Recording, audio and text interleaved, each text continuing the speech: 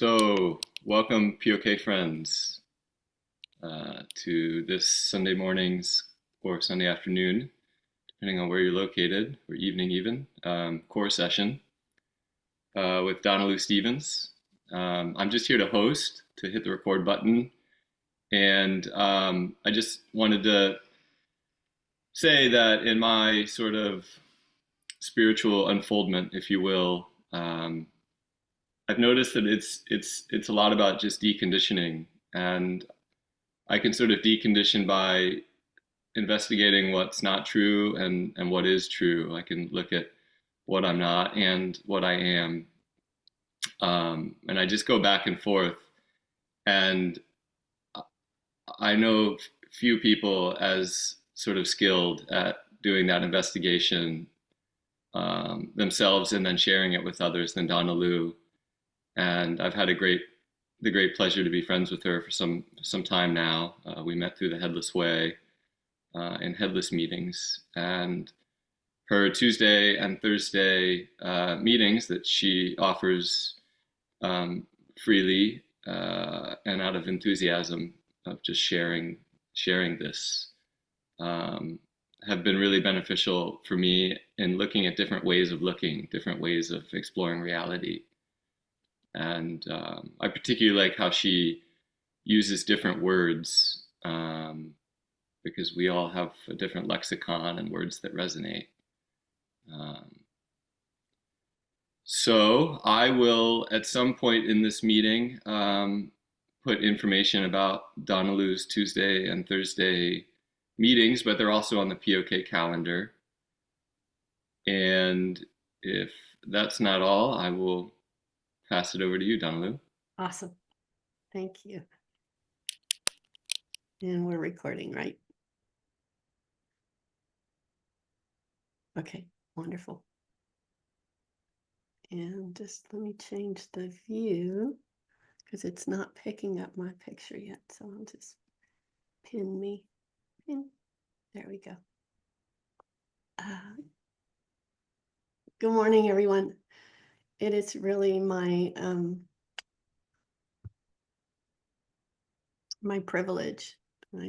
I feel like it's my privilege every time I get to share what works and has worked in my experience. I would say I owe my life to the life of this body mind anyway, to learning how to relax attention. And I'll just tell you briefly, I was tortured pretty much as a child mentally, and it came out in the nervous system. Lived under with a very cruel father, and who played favorites with some kids and didn't with others. And I love the definition of trauma is not what happened to you, but what your mind made it mean about you. And I made it mean, or my brain made it mean a lot of deficiency stories. And as I learned to see through the belief that there was something wrong with me, that I was something to be ashamed of, I worked on it in a certain way for a long time. And then I was in a bookstore in Berkeley, and a book fell off the shelf called Open Focus Brain by Dr. Les Femi. And I bought it and I took it home and read it, and I just cried, because that was the first person or the first information that was given that said, the only thing that's wrong with you is the way that you're paying attention. It was an emergency state of attention. And there are two aspects in my discovery that bear investigating, which we're going to do today. And that's one is that, as we're all on the POK website familiar with, that mental construct called me that feels so real at times. especially in a triggered state, which there was nothing but that. And I like to say, the degree to which we forgot our true nature is the degree probably of the pain that we feel. And so there's a process. And when I read that book, I just realized it's about opening attention. And I think for the first time in my 30s, with the instruction of that, I thought, oh, I've missed my whole life. Oh my goodness, because I really saw what was here and now instead of seeing the fabricated world of my mental construct, absolutely fear-based. And whatever the vehicle of the body thinks is more real is what it reacts to. And in order to pay attention to the world and the mind, attention has to go and narrow. And if this mental construct is disturbing, and that's what's being viewed solely to the exclusion of what's actually here, anxiety and nervousness is the byproduct of that fabricated world. And so it's literally, open focus is literally starting to go, wait, what else is here? What else is here? What else is here? And as the looking then defocuses off of this mental construct to what's actually here, that lens of attention has to widen.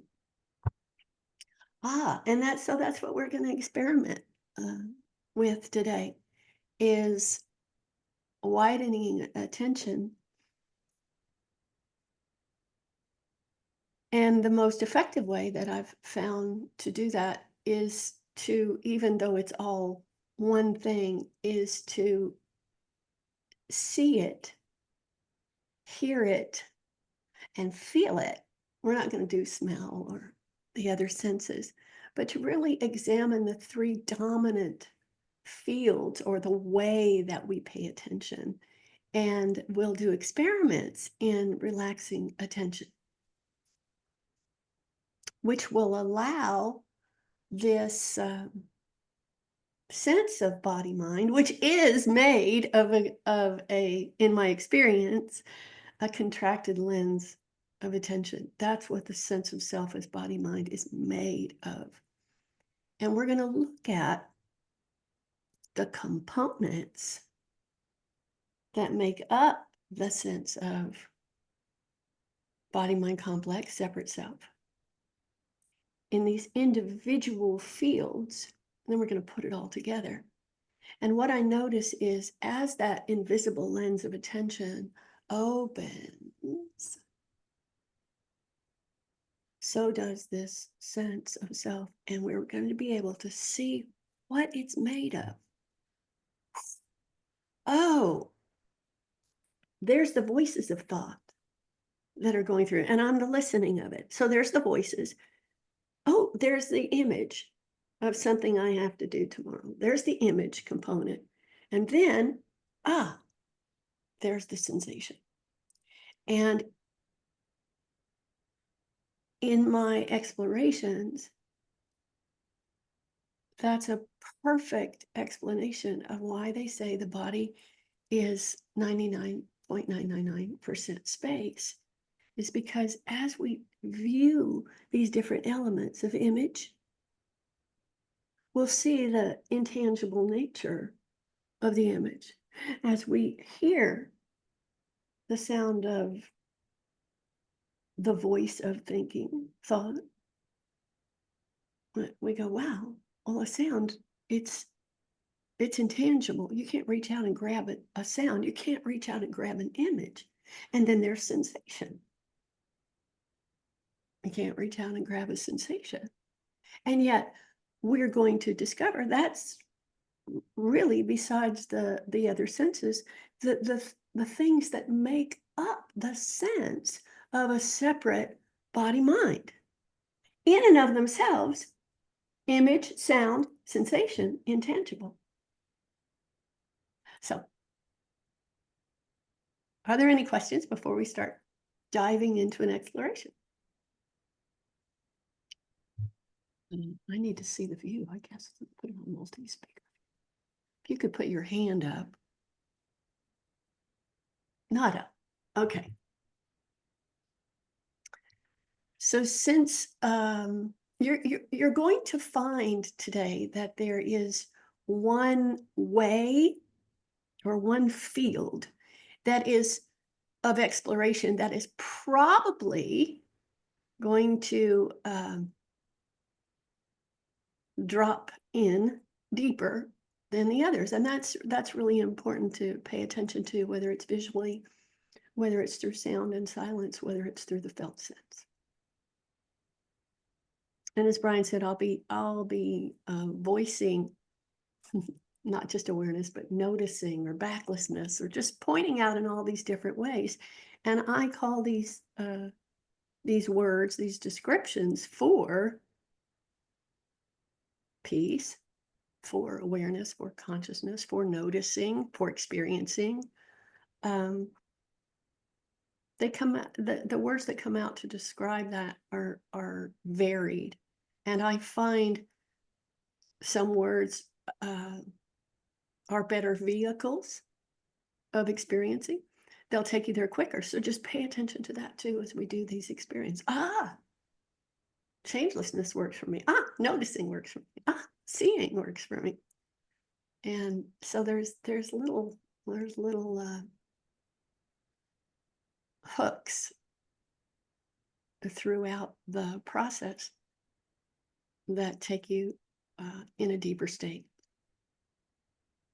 One thing that will happen, it's a really kind of cool phenomenon, is as we relax attention and these pieces of what makes up the body mind feeling so real start to drift apart, there may be a sense of not being present. And I just want to speak to that in that there is presence, there is always present, but there's a sense of body mind who comes in and says, "Oh, where was I?" Like if you've been driving in a car and you missed 3 exits, and then you come back and the first thought is, "Where was I? Where was I?" Well, who was driving the car if you were gone? So that is the sense of self. Oh, my body mind, the consciousness of my body mind took shape in that moment. And then, but a moment ago it didn't. So that's what's going to happen most likely in these explorations. So just notice when there's a sense of not being present, that they're still hearing, that they're still seeing. And what happened is that sense of body mind relaxed. And then all of a sudden there's a sense of, oh, I wasn't listening. I need to pay attention. It's that sense that disappeared, just like in the car. So just allow that to happen, to be part of the noticing. And I would venture to say, and you can prove it for yourself today, that the sense of body mind is a narrowed lens of attention. It's made of attention. Literally, it takes shape. It dissolves, it takes shape. It dissolves, it takes shape. It dissolves, it takes shape. And like I said before, the body minds that have experienced the most trauma, they take shape the most. As constriction, as physical pain, as dis-ease, as emotional turmoil. And then this unwinding process has to happen. And it's a mystery of how fast or quickly it goes. But in the end, whether it's a sudden awakening or a gradual awakening, the lens of attention that makes up that sense of separation has to relax. So the seeker is dissolved into that. So hopefully everybody's going to have an experience of that dissolution and reformation today, because once you see the mechanics of it, and there's a tightening. Oh, I'm worried. Oh, I don't like that other person. This something terrible happened. Oh, just look down. What's your body doing? Oh, oh, oh, oh, oh, oh, I know what's happening now. The one that's afraid took shape. What else is here? That's a huge question. What else is here in a time of contraction that causes that lens? Because what happens? What happens when you say what else is here? What else is here visually? See, the lens of attention is atrophied to some degree or another. And when you say what else is here? What else is here visually? Besides what I'm thinking about, beside the pictures in my head, what else is here? Wow. We don't see the lens of attention because it's invisible. And as soon as you do this tightening here that has made up this fearful sense of self that took shape, if you go like that, start to pull it apart by relaxing attention, then that sense of self is going to loosen. What else is here? I'm listening to the voices in my head. What else is here? There's the sounds of the birds and the silence that they're coming out of. And here's the contraction. Ah, what else is here? What else is here? What else is here? Oh, this contraction is a lot smaller than I thought it was a moment ago, because I can actually sense the size or shape of it in comparison to everything else that's happened. So it's a matter of perspective and it's a matter of focus. So what we're focusing on seems to be in the foreground, and we're going to see it's actually not. So let's start the explorations.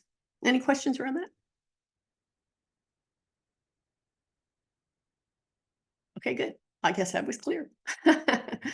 All right. So the beauty of this is it takes no effort. You don't have to sit a certain way. You don't have to think a certain way. You don't have to, you just, because relaxing is the opposite of effort.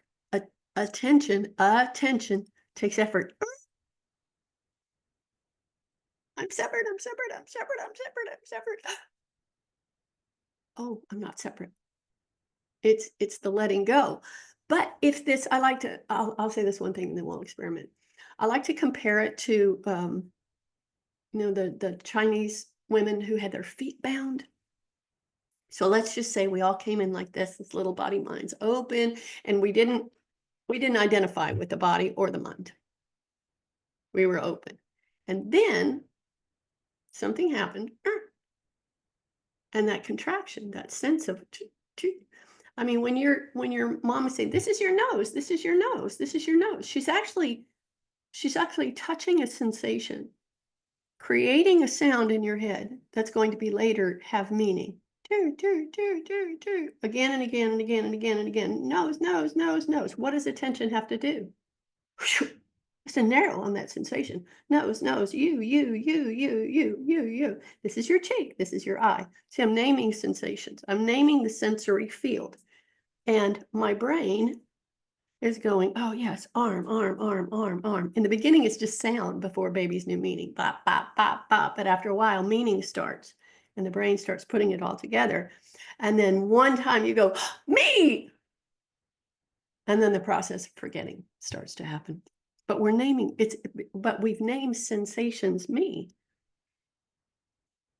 And we do the same thing with this particular color and shape. And we do the same thing with the sound of the voice. So we create this tension. So the way that's created, and then if there's trauma, so every time we're learning identification, that's the binding.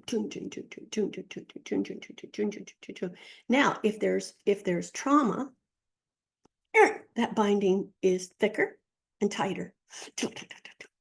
And then we take it on ourselves to make sense of what happens as a body mind when we're defenseless. That's happening because I must be bad. And then every time every time we tell ourselves something is not true, there is a contraction. We can experiment that today, later on. I'm a piece of shit. I'm not good enough. I don't have enough money. So this um, our natural state starts contracting. Now, in these processes, in the process of awakening, we start taking those bands of constriction off the foot, off the foot, off the foot. A little at a time. Every time we see our true nature, that loosens, that loosens, that loosens. Now we've taken the bands off. I know who I am, but still there is this deformity made of contraction. So if this relaxed all at once, that would be a little bit painful, right? So I find relaxing attention goes chin, chin, chin, chin, gentle, gentle, gentle, gentle. Ha, ha, ha. It's still a little bit painful, or maybe a lot painful. I deal with a lot of somatic unfolding.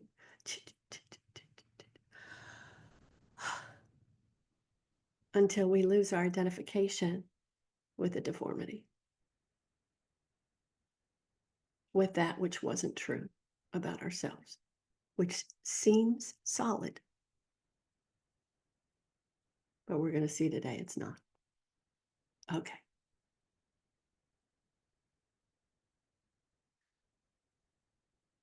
Right now, in this moment, I want you to notice just how you're noticing.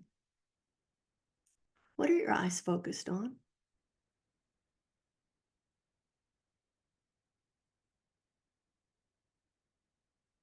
How does your body feel? What are you listening to?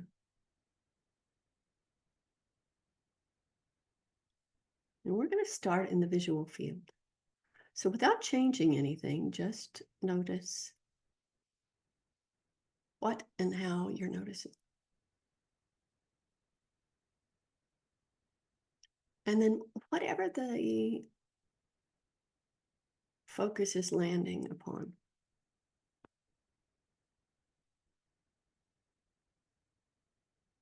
is it possible now to notice that that is made of a shape and a color?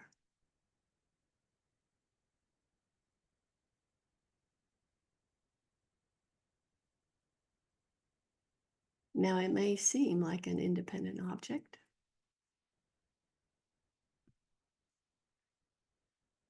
but I want you to notice on either side of that is another shape and color.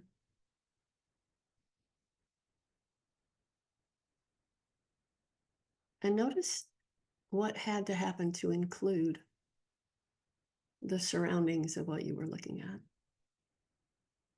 How the lens that you were looking out of, in perhaps a more focused state, had to relax. Did that take any effort? Just notice. Notice the effortlessness of the seeing.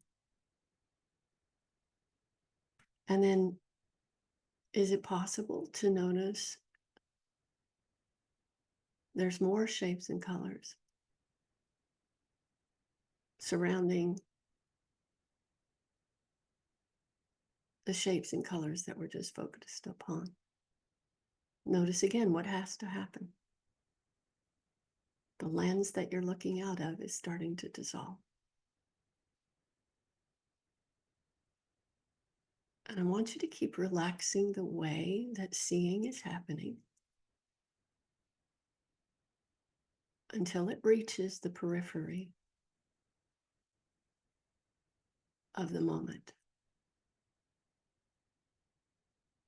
So you're seeing the whole moment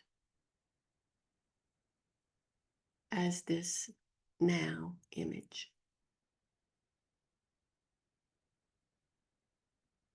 And notice even the parts of the body that can be seen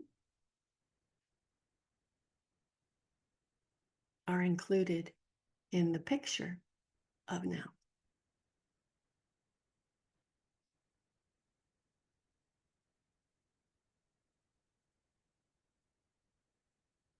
And what happens? Notice what happens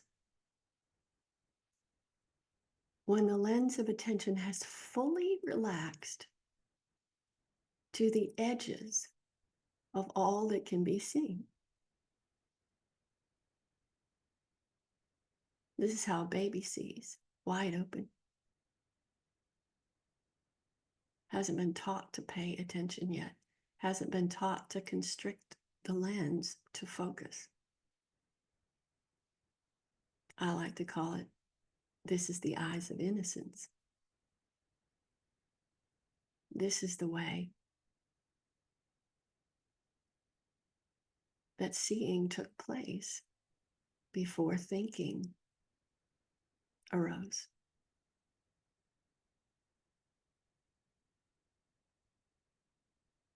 What is it like?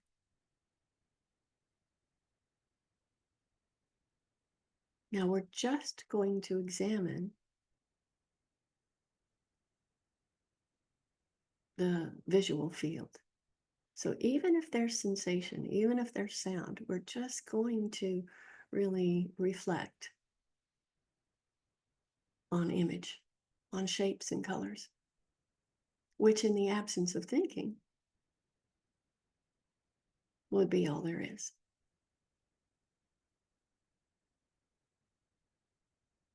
Now, is it possible to notice the visual field almost like a fishbowl? And I want you to, first of all, in this wide open view, just notice. Let's start with what we call our body. And just deliberately take attention to the body and then to the whole periphery of what can be seen. Now, for some people, it might be a flat image. For some people, it might appear three-dimensionally. It's just a function of the way you're looking. Either way,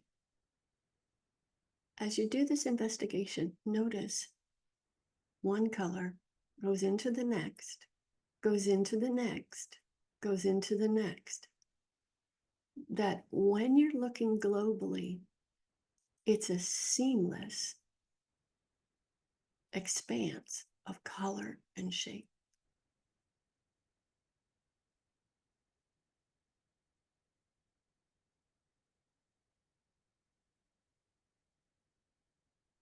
And in the absence of thinking, of names, is it possible to see the singularity of the visual moment?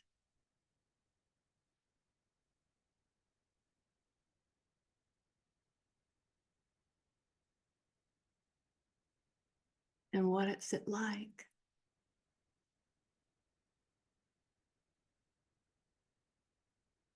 to notice the seamlessness? What is it like to look through the eyes of innocence with no labels, no meaning?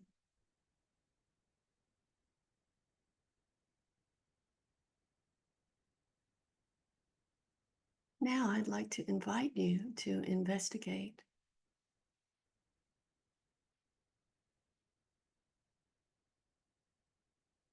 the outside of the invisible fishbowl. or flat image. As if you're noticing the screen, the invisible screen upon which the visual image is being displayed.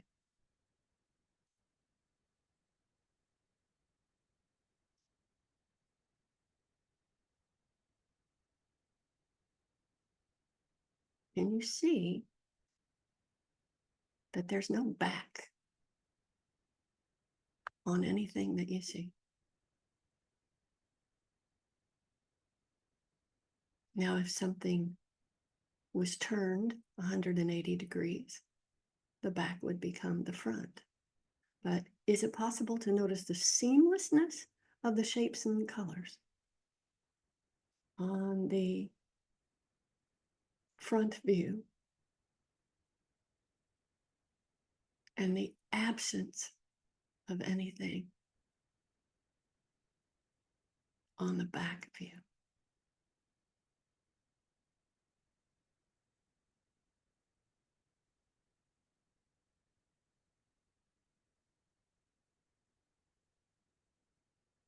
So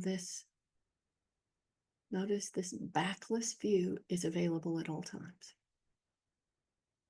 What is it like to notice the backlessness of the image of now? What is it like to notice the seamlessness of the visual field?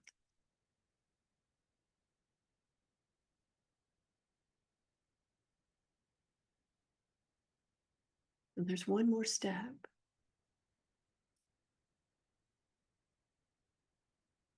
Is it possible to notice the space that often makes things seem three-dimensional in the visual field?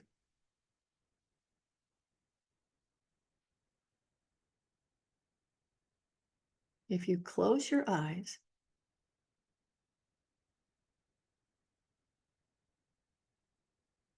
that's the term that is used for the moment disappearing visual.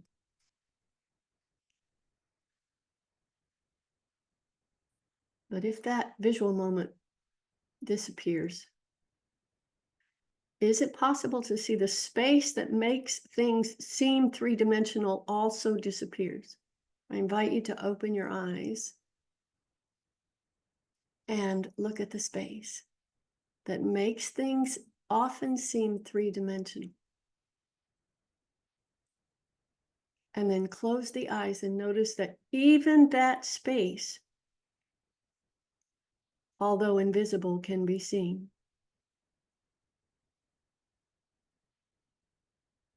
And if you go back and forth, you'll notice that the space, the invisible space that makes things often seem three-dimensional, can also be experienced.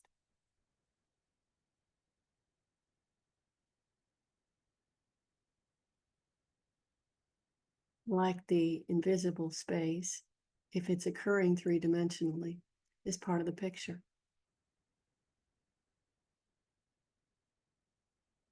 If it's occurring as a flat image,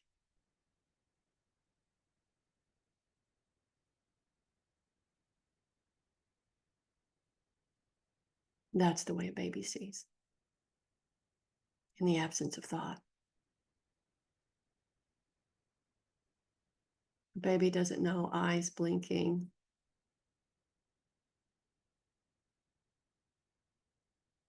A baby knows moment, visual moment popping in and out.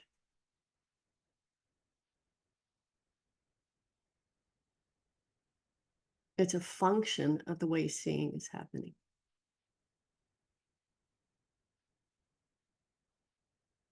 And now allowing the eyes to close if they're not already.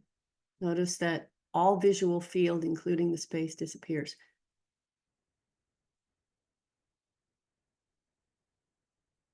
And what are you seeing now? What's being seen now? Darkness? Perhaps an occasional image coming up on the mind's eye in the space?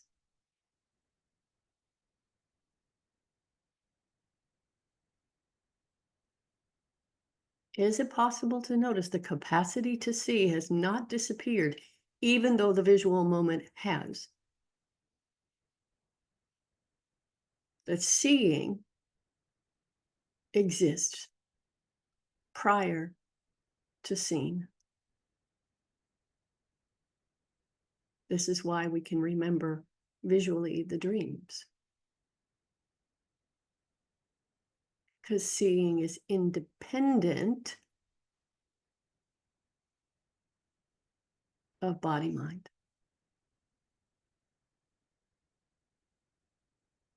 What is it like to bring attention to seeing itself?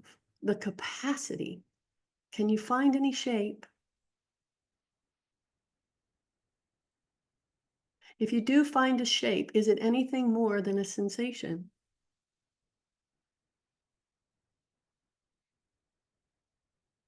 Has this capacity to see ever not been here?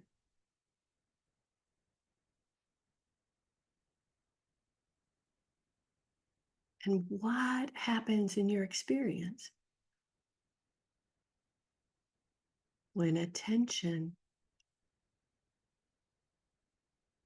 dissolves into the seeing?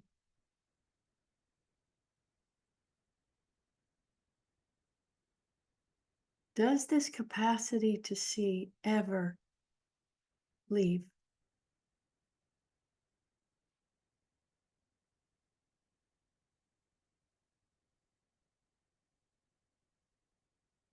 What happens to the speed of thinking?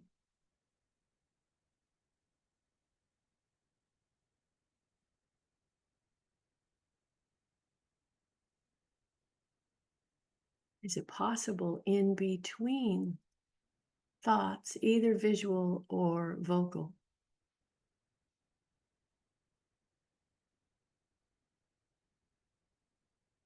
Seeing is,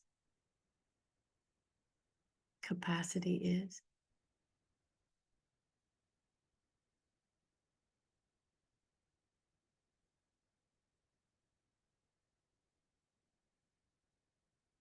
And without the visual component of body,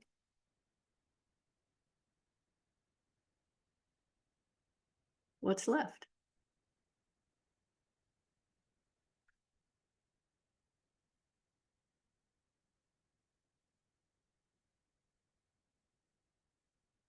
Sounds, perhaps?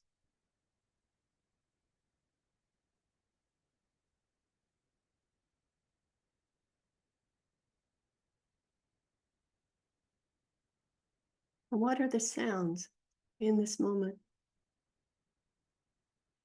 happening in?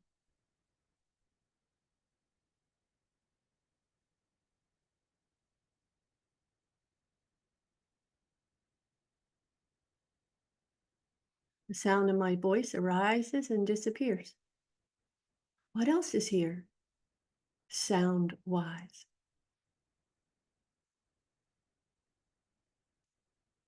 Is there an imagined voice of thought?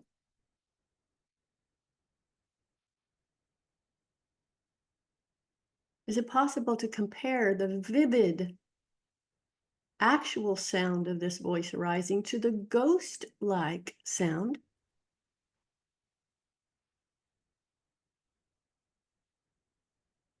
of a thought?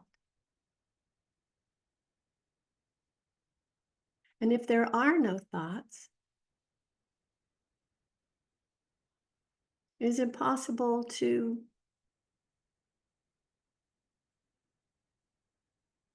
deliberately cause one to happen so that you can investigate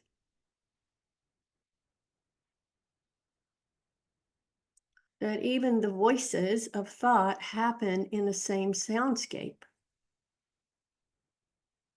So there's the sound of this voice. Maybe you could deliberately think the cow jumped over the moon.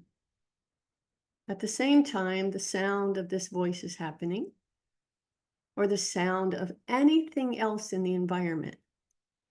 And notice what has to happen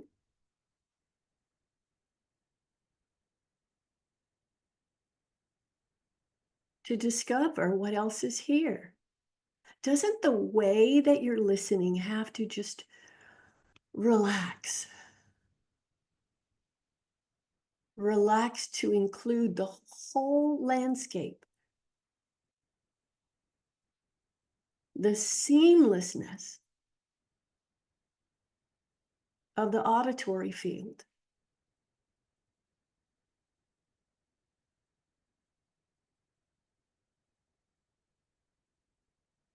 What is it like to listen as an infant would listen, wide open, hearing all sounds of the moment equally and simultaneously,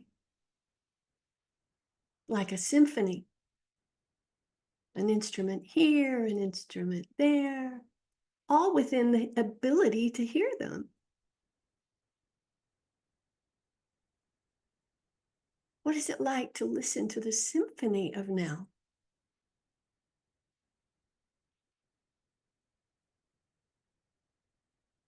Is there really an inside outside? To a baby,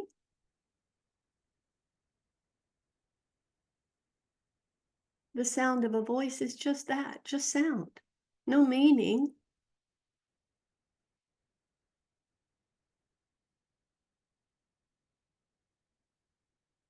Without the ability to make meaning.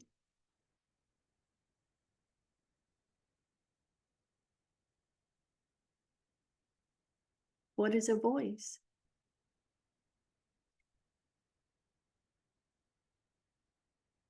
If thinking were to speak in a language that was not understood, what would it be like? La sé que no me pasó con me sé que me sé que te va a la. No, ¿qué se te va a hacer?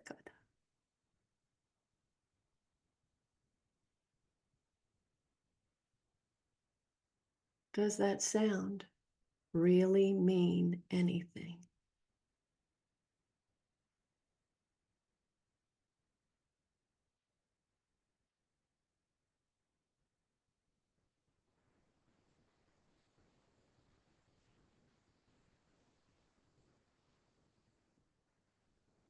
And is it possible to bring attention to listening?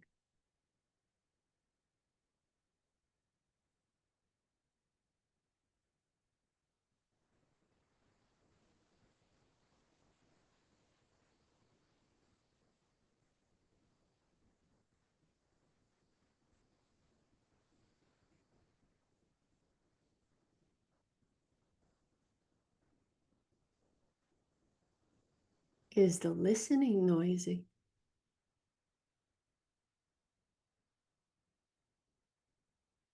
Or do the noises happen within the listening?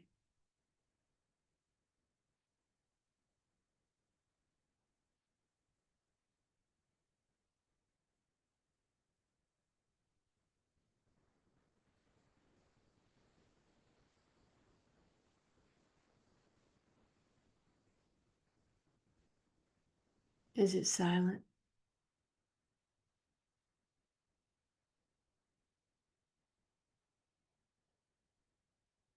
Does the ability to listen, the silence, the space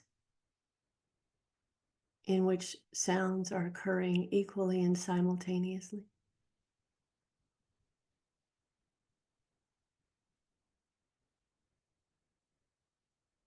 does it ever leave?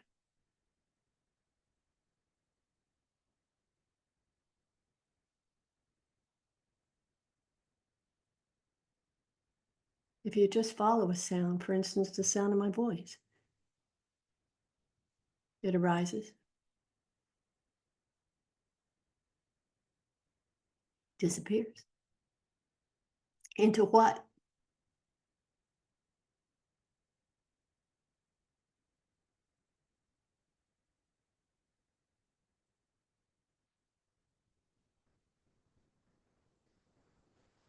Is there any sound inside and any sound outside?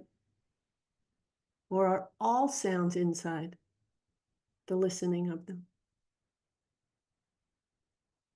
And what is listening?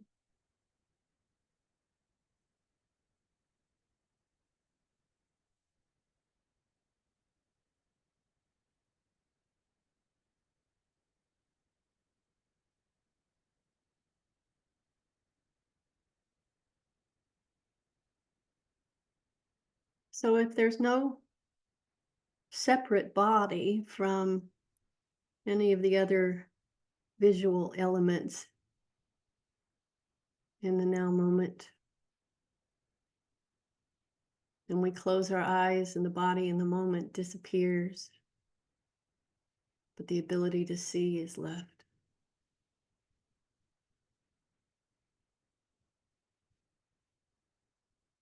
With eyes closed, is there any dimensionality? Can the body truly be separate from the rest of the images? In the field of sound, is there really an inside and outside, or are they all happening inside?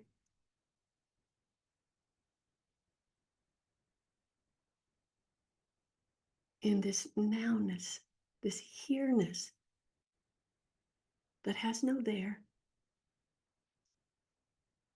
this inside that has no outside. What happens to duality when attention rests on the periphery of experience?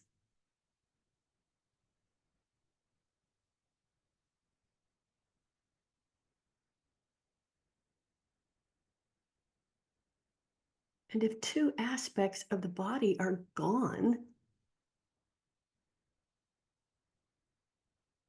the visual,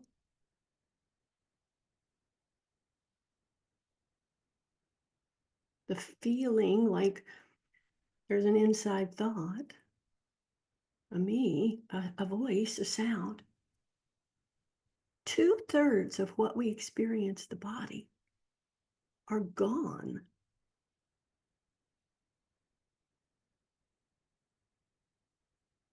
Except in thinking. But would that not be another image and sound happening in the listening and seeing of them?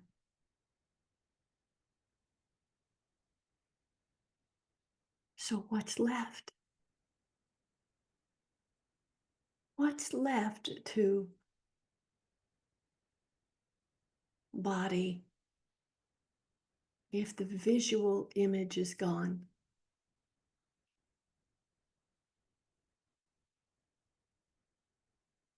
And the meaning contained in words is gone.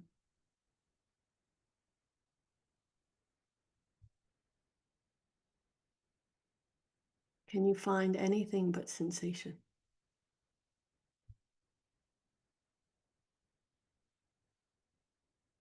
Now it's very, very subtle.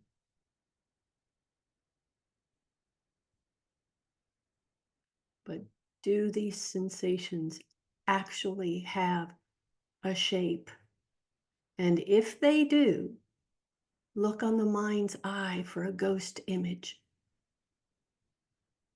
Listen with the mind's ears to a description, a word, a body part.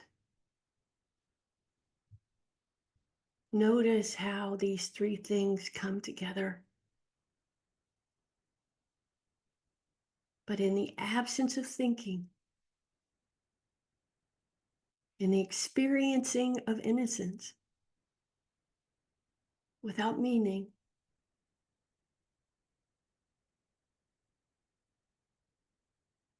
do these sensations actually have a shape?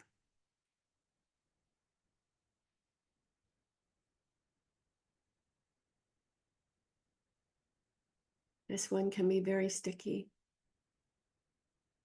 especially if there's been a lot of constriction. But notice no harm is happening, no harm. There's no harm in this moment. What if these contractions, like the deformed foot, were allowed to be unbound? And this cloud of sensation could take up the whole moment, free from the container of the body. Free, free, free as the sounds, free as the shapes and colors, free of meaning, free. What happens? If there's discomfort, the mind, watch it. It might come in. Don't feel it. But notice that's a voice.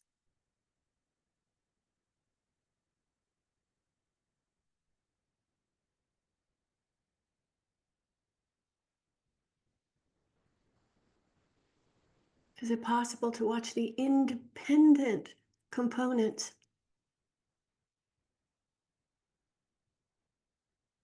Image,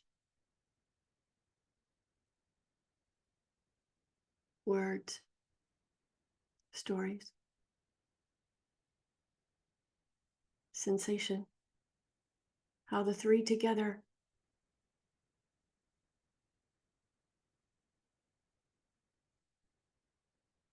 cause the sense of the separate self to form. Me as body. But where in your experience in this moment can you find body? Where?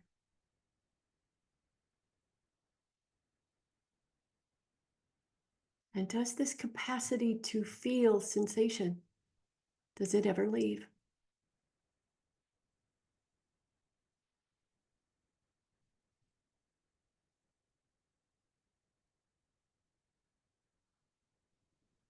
Capacity. What is capacity?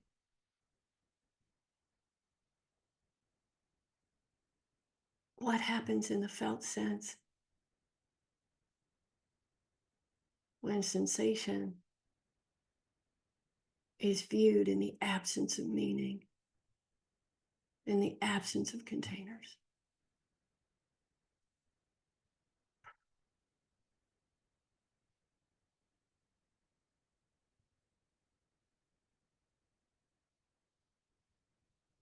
And now we're going to rest here.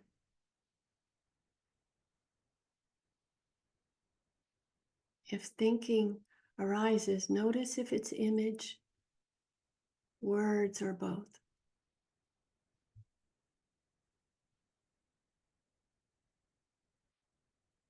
And then watch and follow it, just like following the sound of my voice back.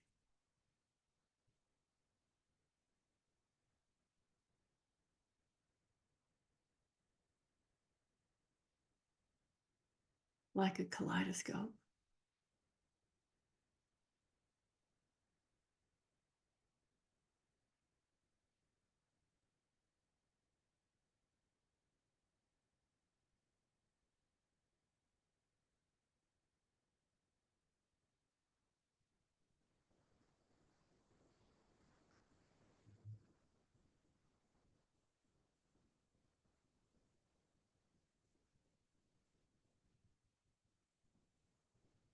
Watch how the separate self seems to want to take shape, and then you can ask, what else is here?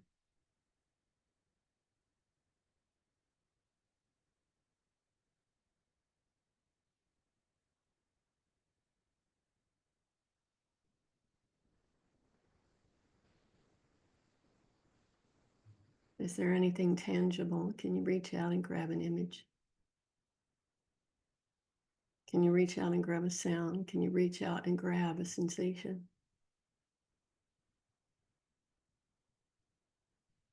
And yet, what else is here?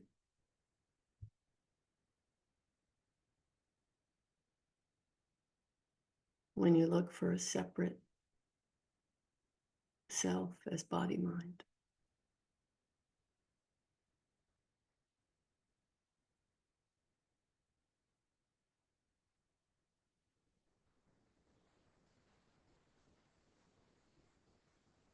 And in a moment, we're going to add back the visual field. And I want you to watch how the energy conforms to the shape of a body. The sound becomes meaning.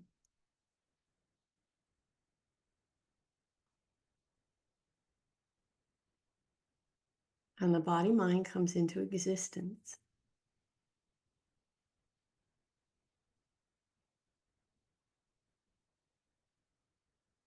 Magic.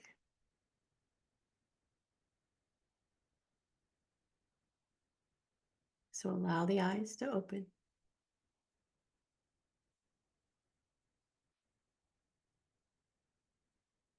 And stay rested on the periphery.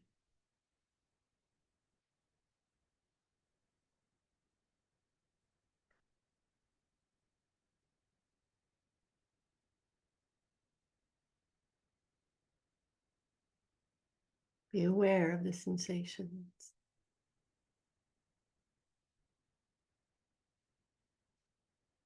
Be aware of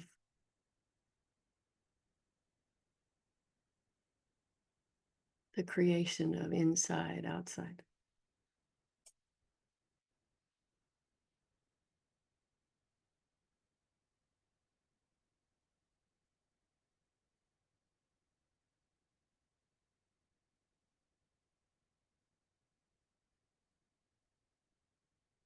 And the floor is open for any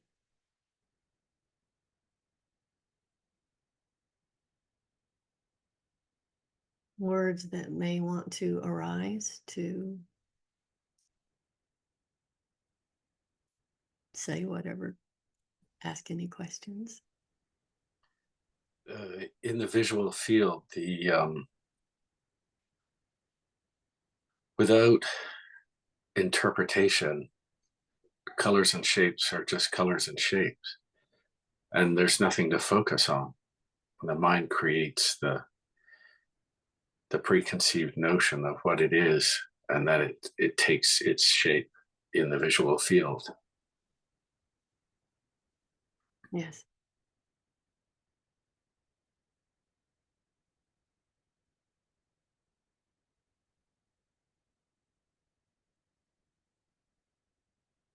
One of the things that I find most fascinating, we can do an experiment, is if everybody can grab an object or put your hand out on something. Now we have hopefully proven the three elements that make up the sense of me as body, mind. Image, this, sound, words, voices, and sensation.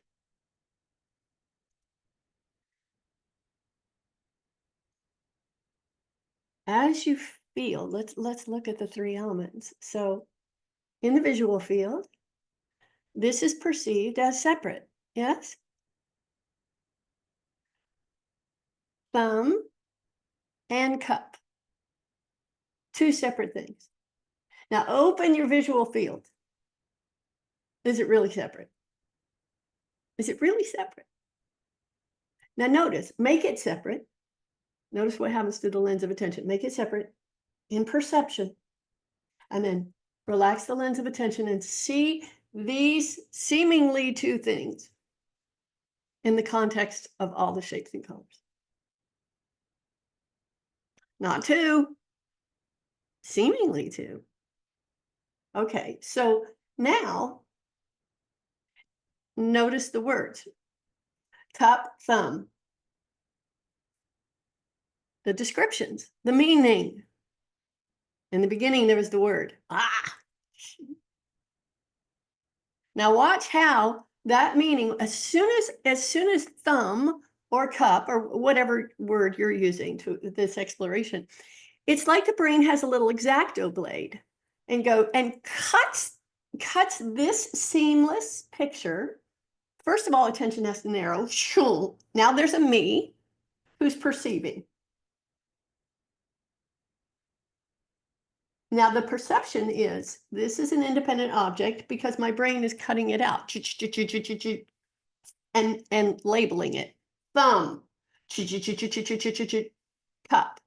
So there's the two elements. There's the shapes and colors that can't be separate. Close your eyes. Do they both disappear? Open your eyes. They both appear. They're not two things. Seemingly two.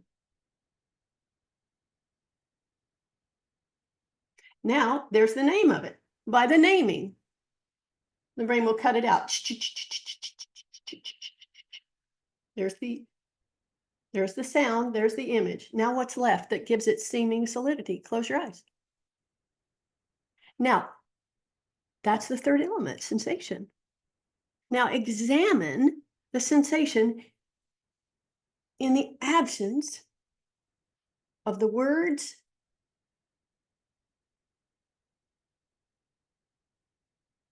and the ability to single them out as image.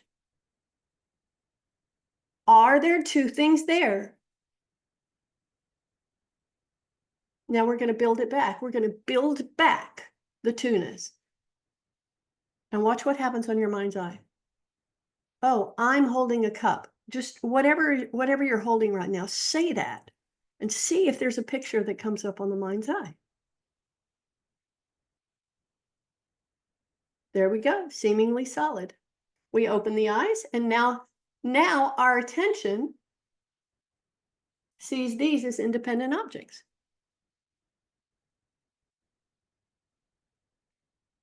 Freaky. But how can they be? It's when the elements, and sound can be that. But look, anything, here's the next part of the experiment. So look up, and I want you to, again, choose one object. Notice attention has to narrow on that object to make it seem like it's in the foreground. So I'm looking at a wine bottle. See, there's the sound, there's the name, wine bottle.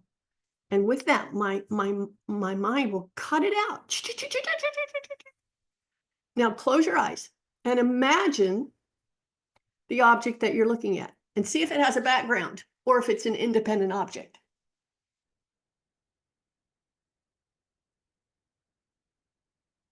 Most of the time it's an independent object. See, your brain cut it out as a single thing because that's what we learned. Is it? That's the question. Now, what's super interesting and cool, I think, is what gives that picture over there that my brain has cut out into an independent object and named, what gives it its seeming solidity?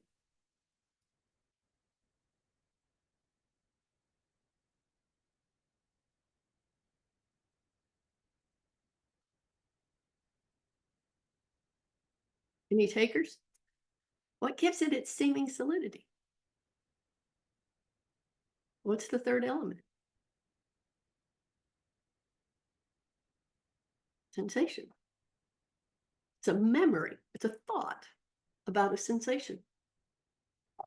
So sensation, here it is. It imprints on memory. This is what cup and thumb feel like.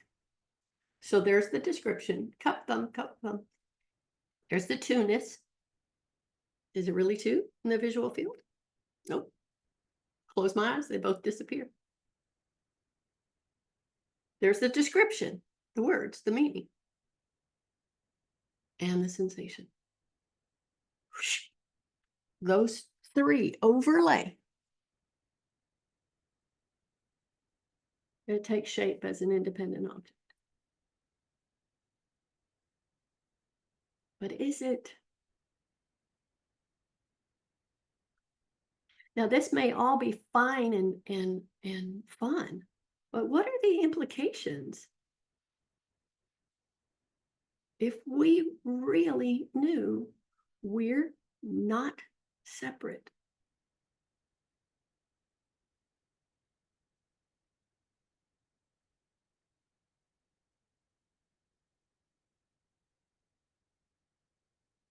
I mean, look at the computer screen for a moment. And if you don't have it on gallery view, put it on gallery view.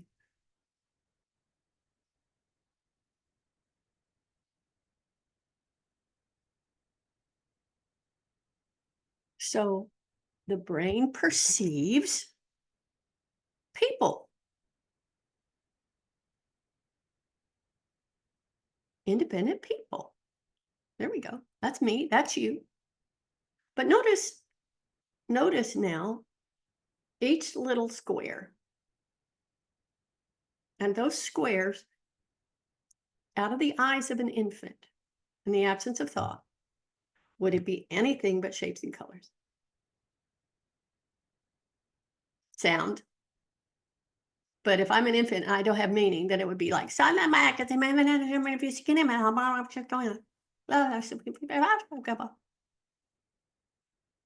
now, what gives it seeming solidity? The memory of touch. But notice it's not solid. One square, it's shape, color, shape, color, shape, color, and it moves into the next one. Watch how your brain cuts out. Oh, that's a head, that's a person, that's a space. But look, the space disappears with the image. Is this any different? Well, see, the whole thing disappears, the space, the room, everything, everything. It's an image. I want you to see it's a flat image. And my brain makes it three-dimensional. That's a person. Now, is this any different than the eyes blinking and the visual moment? Check it out. Relax attention. Is there anything separate?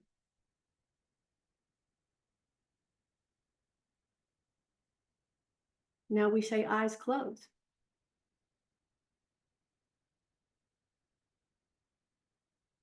It all disappears. A baby experiences the moment popping in and out, not the ownership of eyes. Look, what is your experience of eyes? Close your eyes and watch that experience. What happens? Seeing still there. Now there's the absence of the visual field. Yes, the absence of image. Now we all imagine there's a room left. And when we, quote, open the eyes, the same room is going to be here. A baby doesn't know that. Innocence doesn't know that.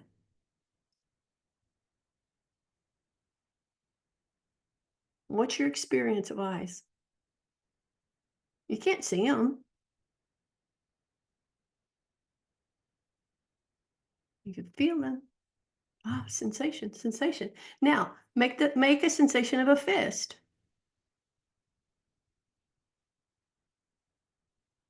Squeeze something else. Can a sensation see in and of themselves? Is it possible for a sensation to see? And yet we say, oh, the eyes are seeing. I see seeing is seeing.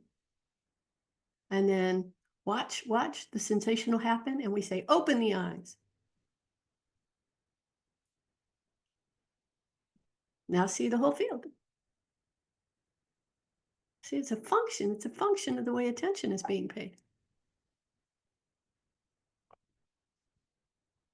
Course in Miracles talks a lot about seeing and vision. So that's what we're exploring, the difference today. Seeing out of when we take shape as the body mind. And the mind takes credit, said the eyes that see. No, seeing.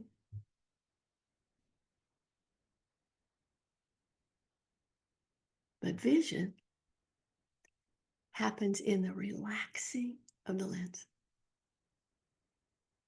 And the lens is the sense of separate self.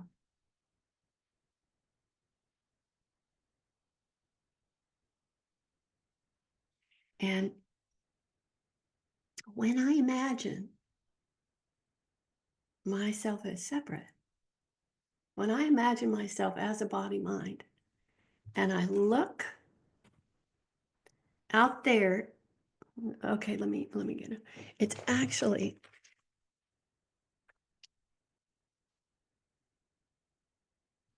okay. So this is actually my direct experience. Um, I don't have the back of a body. Look down, and I don't have a back. The body doesn't have a back on it. Neither does anything else. And I don't have a head. Okay, so that's gone, and that's gone. So this is my experience. Uh, that's my experience of me right here. But if I imagine I have a head, and if I imagine I have a back to the body, then I'm also going to imagine that you do too. If I'm going not separate, and I'm looking at the back of the fishbowl, and I'm looking at the whole image, how is it that I could see you as a separate entity?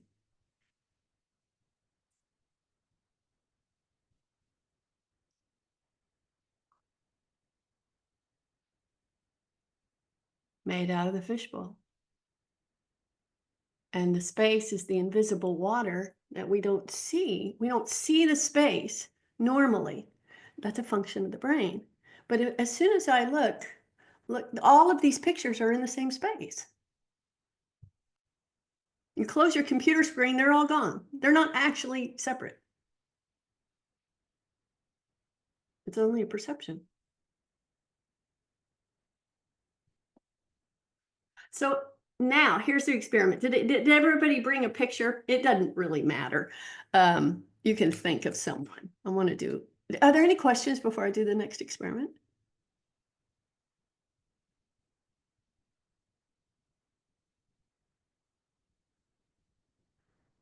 Okay. So either think of, and if you have a pencil and paper, that's even better, because it just cements the seeing in more than if you do it mentally. So if you have a piece of paper, take a 3 or 4 5 minute break to pee, and if you want to get a photograph of someone you know, or just pull up a picture on your phone and get a pencil and paper. We'll meet back here in 5 and play. Okay.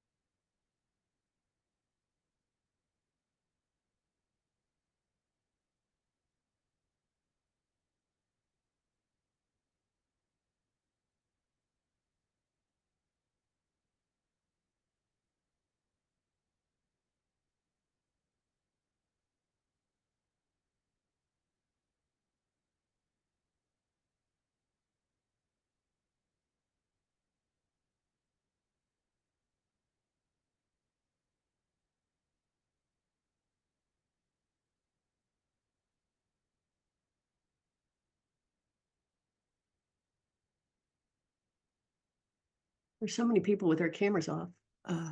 We can't tell if people are back or not. I did not look at the time. We'll give them another minute.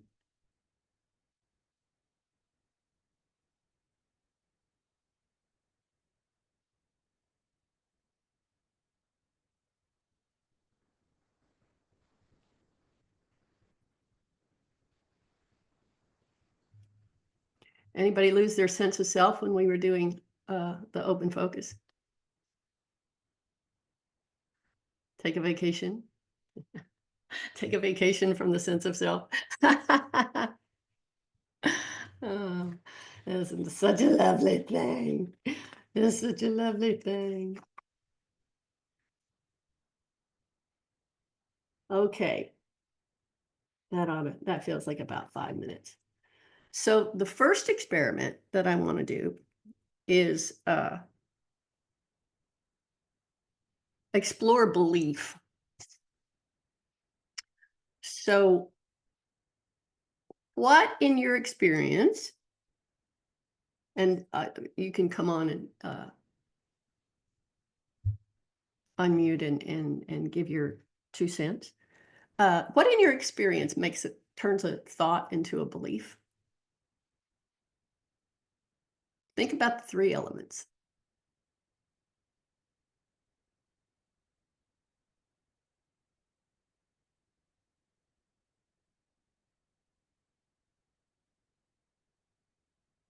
Anybody?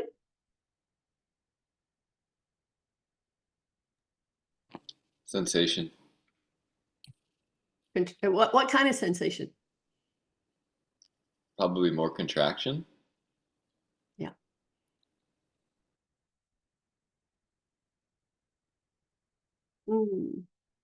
Well, actually, depends on the thought. Depends on the content, the meaning of the thought, actually. Yeah. So there's sensation, that's one element. And we have the thought, which is either the image or the definition, the story. And we have repetition. Right? So, on your piece of paper, or you can just think about it, whatever you prefer. I want you to write down like your number 1 deficiency thought.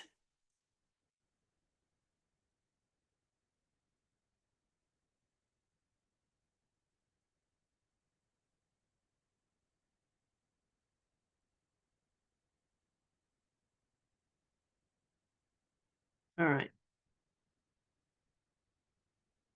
And see if the elements are there. So you think that thought, it's actually belief, not a thought. So, but now you've just written it down. So now you can see the thought, right? I'm going to put, let me get a blank page.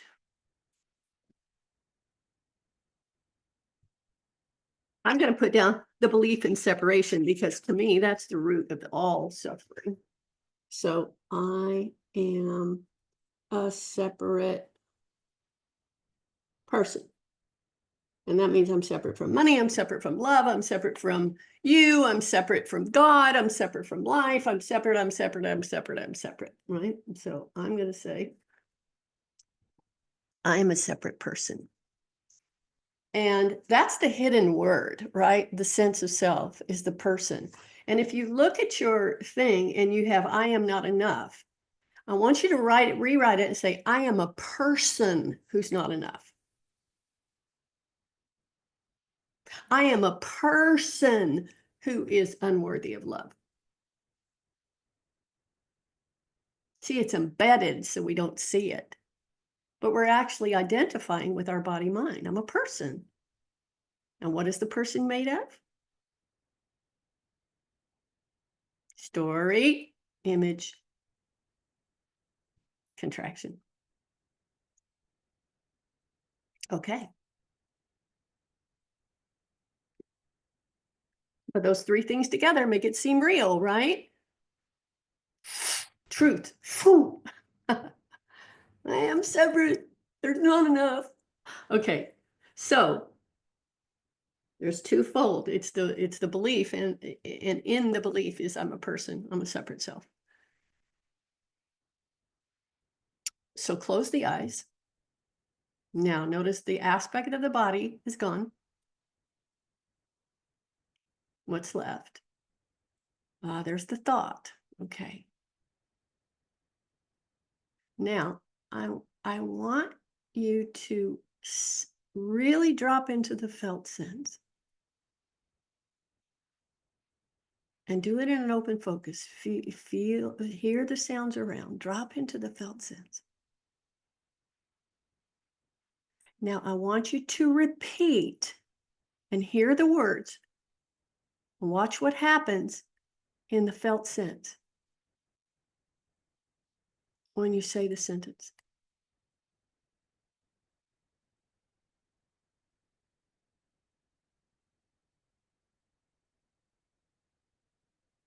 Okay. Contraction?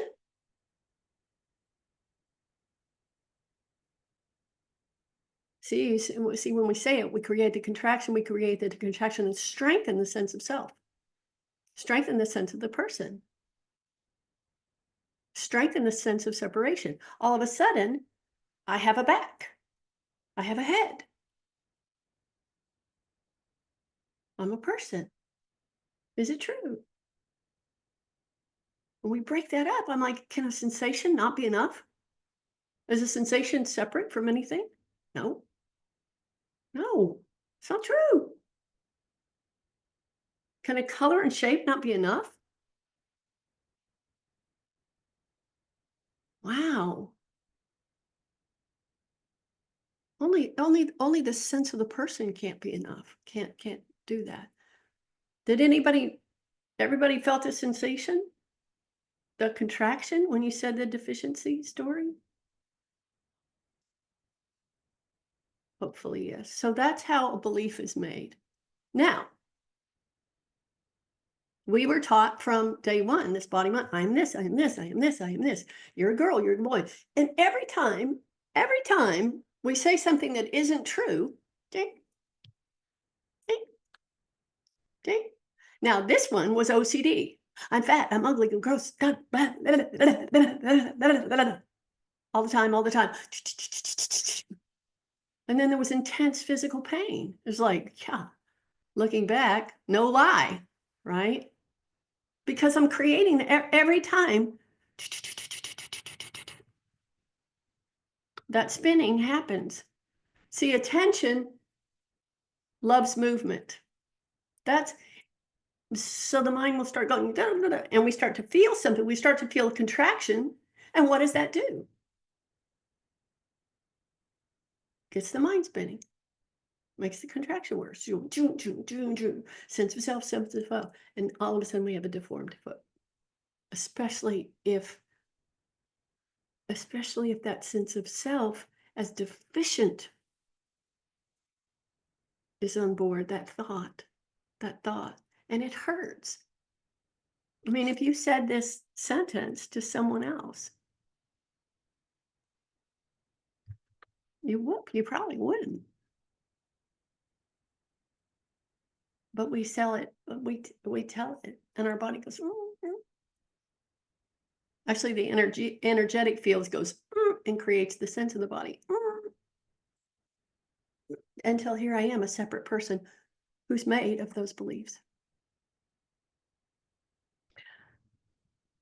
Now here's the exercise. So think of the person, write it down on top.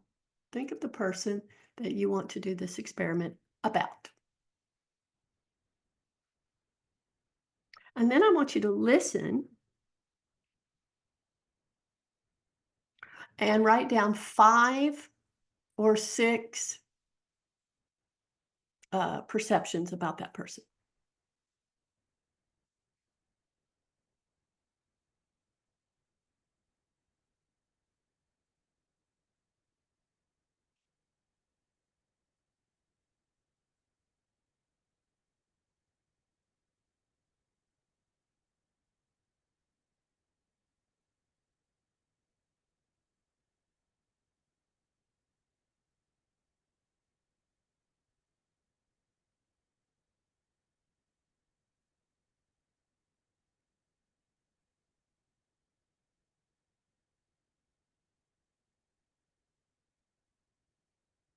Okay.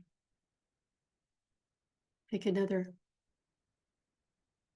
15 seconds to wrap that up.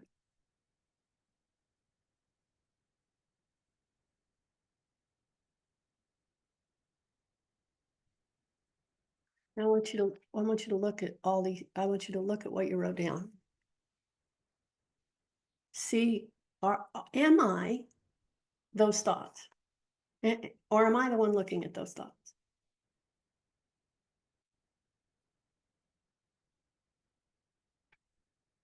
If I turn the paper over, those thoughts would be gone. Am I still here? So now notice these are thoughts, and they're going to create, because of the root separation, whether that's a good person or a bad person or a whatever, it's going to create contraction because of the fundamental illusion that there's a separate person. So now I want you to see that this is your brain's perception, because you think that that's a solid, because you think you're a separate person. When you look over there, you think that's a separate person. And all of a sudden, this has a back on it, this has a head, it looks like that over there. And so does the other person. But look, your definition of the person is in your own thinking.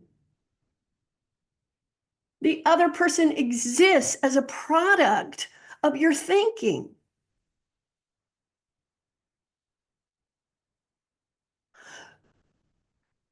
If you were a baby,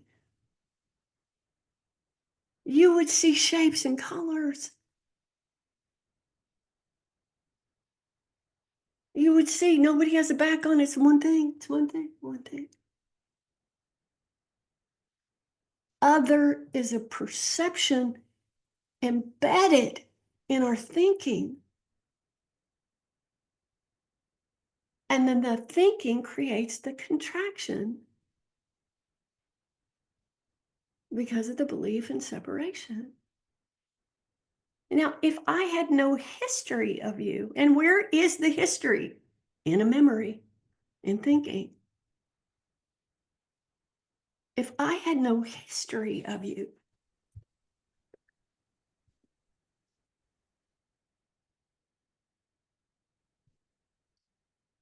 could I hate you? Could I hurt you? Could I, if you didn't have any meaning to me, and if I took, I call this divine responsibility. So when there's a trigger state, now, it's not cause and effect. That person over there, that solid person over there did this to me. Cause and effect. I don't have a back, I don't have a head. And I've just determined that other person is a product of my thinking. What happened is a product of thinking. Not even my thinking, product of thinking. So by saying, wait a minute, this contraction is caused by my perception. It's not caused by another person or by a situation. Look, the situation's neutral, has no meaning. My perception is causing this contraction. And what is this? Oh, I believe I'm a separate person. Is it true? Ah.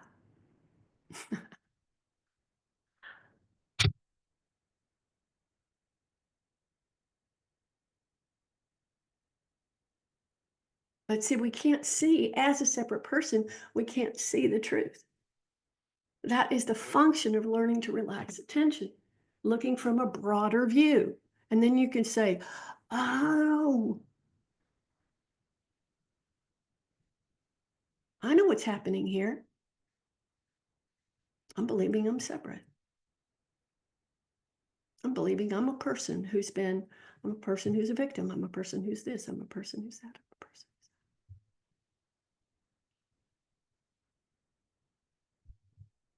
who's that. It's effect and cause.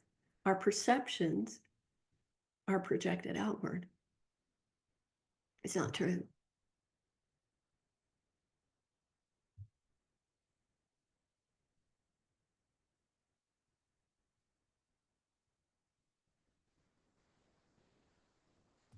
Questions, comments?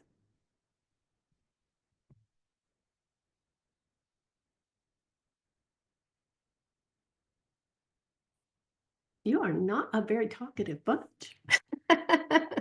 Just a big thank you from DC.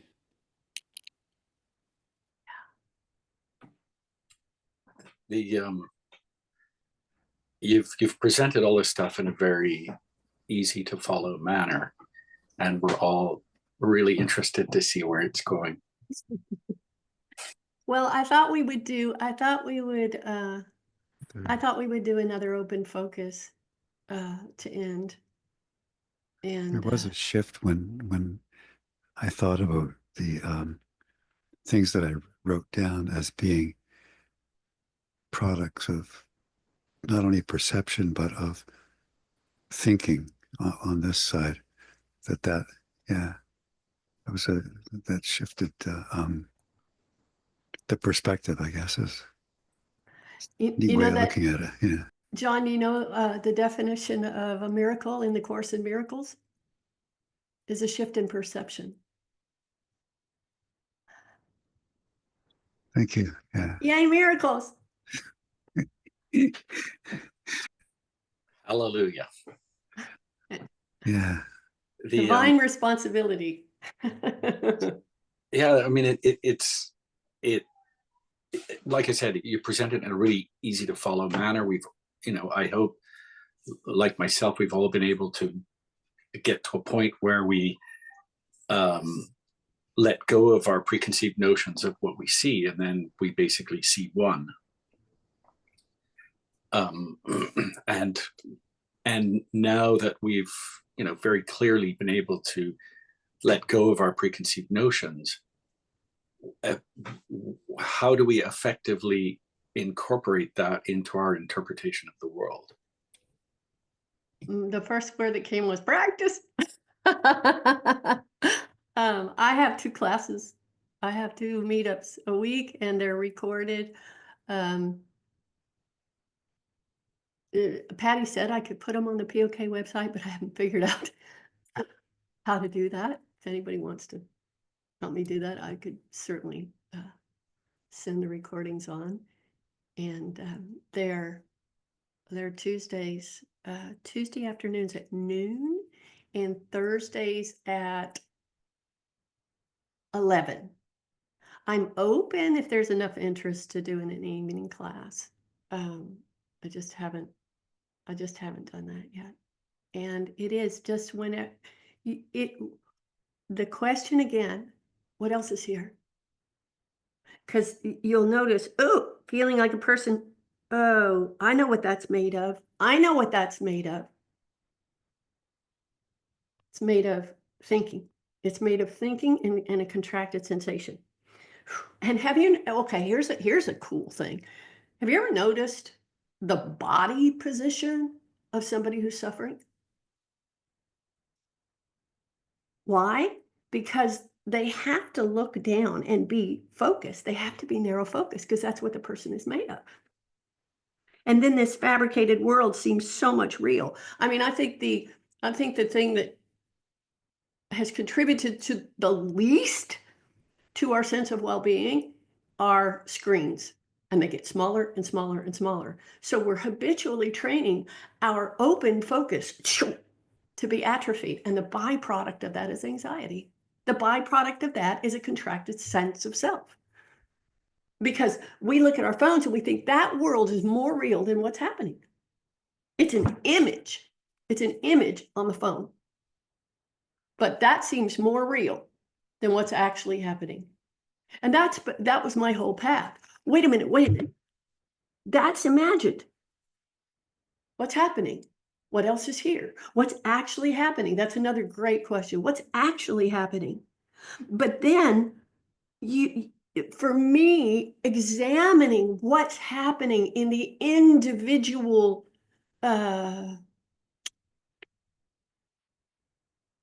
what's the name? In the individual fields of experience.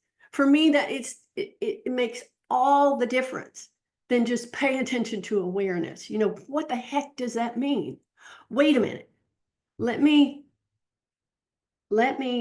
relax the way that the way seeing is happening until this is included.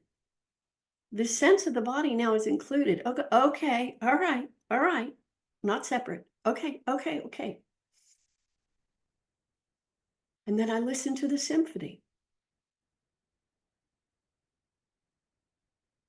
The thinking starts to slow down when I ask what else is here sound-wise, and then I start hearing the silence. I trace that sound back into the silence. And now I'm left with this sensation. Ouch. And I go, this is a product of a lie. And I'm not going to do anything about it.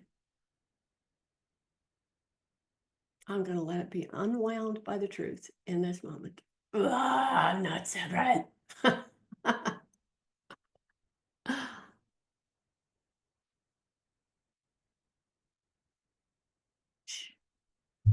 An examination of the body identification to me, and I careful what you ask for, right? I deal with these really intense somatic, and that's where I came up with, to the degree that we forget is to the degree that there's painful constriction. So this is letting it. It's not comfortable, and then the mind will go, no, don't feel that, scary, scary, scary, scary, scary, scary, scary. Push it down, push it down, push it down. It's not. I'm okay. And how do I see I'm okay? I relax. I see what's actually here as opposed to what's not here. What is that? Picking up the body. It's like it's like I'm looking out of the body's eyes now. It's safe, safe, safe, safe. No gremlins. No bad things. No bad things. Okay, there's the visual field. Okay. Oh, the body's part of it. Relax, relax. What's here? What's here? Sound-wise, what's here? Okay. Now, in a really triggered state, it's going to go back. It's going to go back. But once you know what's happening, it's so much easier to do. It's so much easier to unwind when you know what's happening. Wait a minute, this is a fabricated thing. This is a perception. I know how to relax out of a perception. And throughout the day, when there's not a trigger, am I separate? Feel separate. Am I really? And examining those individual ways of seeing, listening, and feeling, because that's what makes reality. In and of themselves, intangible, together, solid. So as soon as you open the focus, this sense of self has to go and be carried with it. Like plate tectonics have to pull apart. And then you could go, oh, there's the thought. There's the contraction. There's the image. Independent, you see the independent elements. And in order to see something, you can't be it. You have to be sitting as seeing. You have to be sitting as listening. You have to be sitting as the invisible presence that's creating this whole darn show.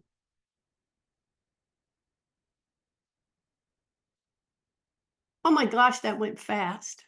So I'm willing to stay on a little bit if anybody has any questions. Otherwise, I think maybe y'all want to end with y'all want to end the session? Oh, John, raise your hand. Okay. Somebody asked, what was the book you mentioned? The open focus book. Okay, it's called Open Focus Brain, but I tell you, it's again, it's similar to the Headless Way in that it's more one-dimensional. I mean, what I'm sharing is a 35-year evolution of relaxing attention. It doesn't include the audio field. It's just focused on space. So it was a starter. It was certainly a starter, but as you do open focus, just think about the three elements, not just space. But it's called Open Focus Brain by Dr. Les Femi. And he phrases it in can you imagine? And that for me would create images and thinking. It would stir up. Can you imagine? Da, da, da, da, da. And that would create an image. And what I want to do in my view of an open focus is look in the absence through the gaps. So that may put you there. His method, and I it's beautiful. That may put you there, but then look from there. That's what the self-inquiry part is, and questioning separation. That's not a part of that book, but I think it's a hugely important part. And most POK members know how to do that anyway. So just as if you choose to explore that route, land there, and then look at what's true. That would be my recommendation.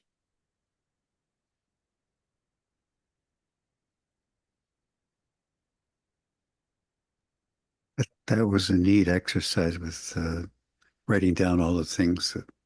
So you take all those things that you were thinking that were in your mind, and then you would just move back And question them. And look at them from what is the sensation coming up from this? What is the hearing? What? Yeah, I mean, first of all, writing it down is a really good thing because I go, am I that thought? Look, I am. It's claiming to be me. Can I be a thought? That thought leaves, I'm still here. Am I that thought, or am I the one reading that thought? So I'm not that thought. We establish that first. And then, is it true I'm a separate person? And you can't just intellectually do it. I have to sit down. I'm like, okay, let me prove this to myself one more time. What is the body made of?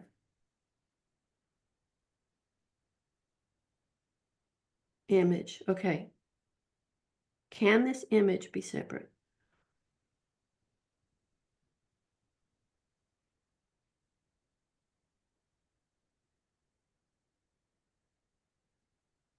No. So it can't be true in the visual field. Y'all can do this with me.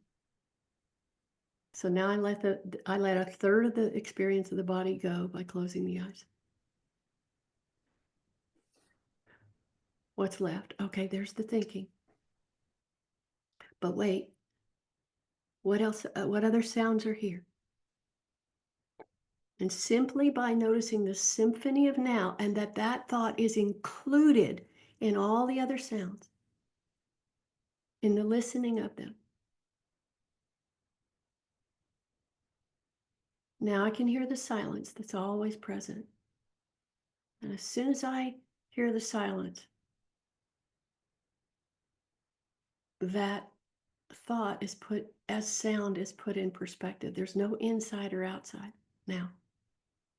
That thought is happening as this voice is happening, as the sound of the refrigerator is happening in the silence. Okay. So there's not a separate self there. Okay. What's left?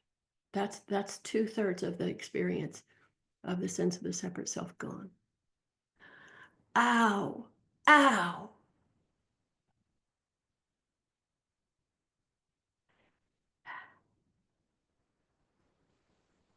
And then there's just the contraction. And I let the unbinding, I've already let the unbinding come off by 2/3 of the experience of the body being gone. And now there's just the silence, the sounds. Ow. And the contraction. And if my mind comes up and gets scared of that, I can check out. Any harm happening? No, no, no, no. So I know it must be a belief. I know it must be caused by some thinking pattern. I sit there and I relax and I experience the whole moment and I let the sensations now leave the confines of the imagined body. I let them be in the moment. And if I notice the lens of attention goes right to the heart and stays there, I go, what else is here?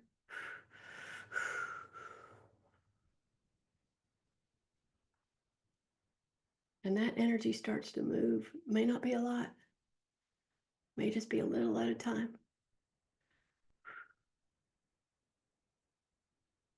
And now the sensations are free to be in the space, so the sensory field is unwinding. That part of reality, made up of sensation, is dissolving.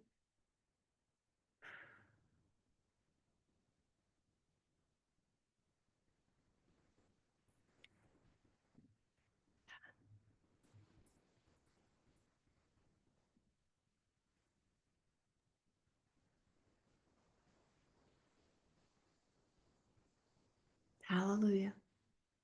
Thank you.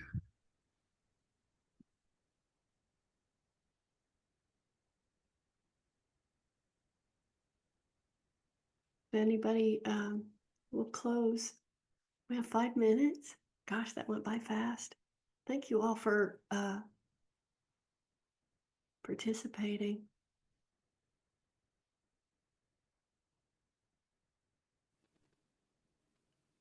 Feel free to send me an email. Let me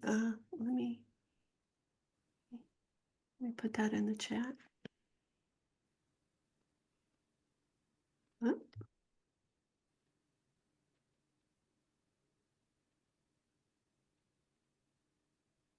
I do send out a reminder list for my for the classes, and starting to on a Tuesday, I'm changing the format a little bit because I noticed there used to be conversations, but that's becoming a thing of the past, so very silent. So I decided to add a dyad practice and a self-inquiry practice along with that. And so that's cool. Come if you like, practice if you like. And boy, there's nothing like this. My brain, my sense of self learns as these guidings come through. It's a very precious experience for me. So thank you for being a part of it. Thank you, DonnaLou. Thank you, everyone.